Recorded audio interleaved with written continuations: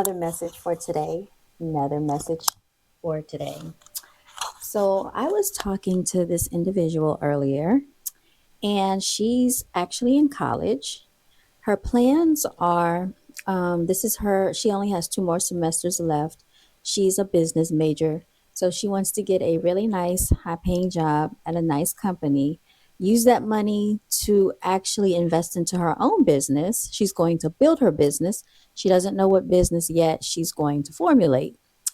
And that is her plan. And I think it's an excellent plan, y'all, because back in my day, we did not have anybody to talk to us about starting a business. This is more of a new thing that has come up. So I'm really happy to hear that more and more people are doing things for themselves. But she also told me about how her younger brother is 15 years old and he's out hanging with the wrong crowd. He comes from a two-parent household, and both of her parents have had strokes. The father had a stroke because he was extremely worried. She feels like the stroke came on because he was very worried about, the circumstances behind his son going out, hanging with the wrong crowd, being, persuaded. Um, and she said a lot of people that live in the streets or come from the rough life are trying to escape that. And the people that are not a part of that are trying to run to it. And it doesn't make sense. So she was telling me that her father, they didn't expect for him to live from the stroke. It did a lot of damage, apparently. She said he has holes in his brain, and if he has any high blood pressure that's too high, it could cause these things to bleed. The mother also had a stroke, and she's continuing to worry about this 15-year-old. She was telling me about the fact that there were some teenagers that stole a car, decided they wanted to go joyriding, speeding up the street, hit a man, dismembered him, and then unfortunately, some children succumbed to their injuries behind these teenagers that decided to go steal a car, all because they wanted to go joyride. This is how the whole conversation came up. And I believe her brother has been doing the same thing, stealing cars, just hanging with the wrong crowd. So I'm here to say that y'all, it's not cool to like, I know that there's a lot of peer pressure for especially guys, especially like males, melanated males, but even females, but there's nothing appealing about getting into trouble and ruining your life before you begin to live, or even if you're a grown person. A lot of people talked about Jadakiss because he comes from a two-parent household and he grew up with both parents. Y'all, this is craziness that people would shame someone for basically growing up in the laws of what nature designed us to have. Every species has a female and a male to procreate. But when it comes to melanated culture, oh, you got to keep it real. You got to keep it hood. You got to be down.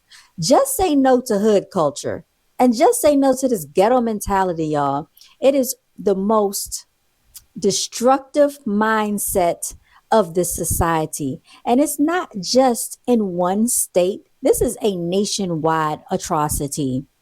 And because they get so jealous of what someone else has, whether it is a two-parent household, whether it is you grew up with your siblings, whether it is you seem like, your parents could maintain a decent lifestyle for you. There are people looking on the outside, looking in at your life and hating on you for things that are beyond your control. I know this because I went through this nonsense single-handedly. Y'all, the ignorance needs to stop. We need to stop condoning this, stop accepting it, because it is a reflection on the children. I work with children every single day and I see the bad, negative attitudes. You can tell what's going on in some of their households, their defiant behaviors.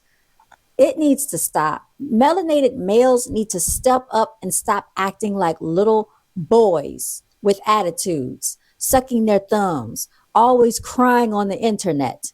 Everybody has a podcast. You want to sit on your ass and talk about everybody, gossiping more than women.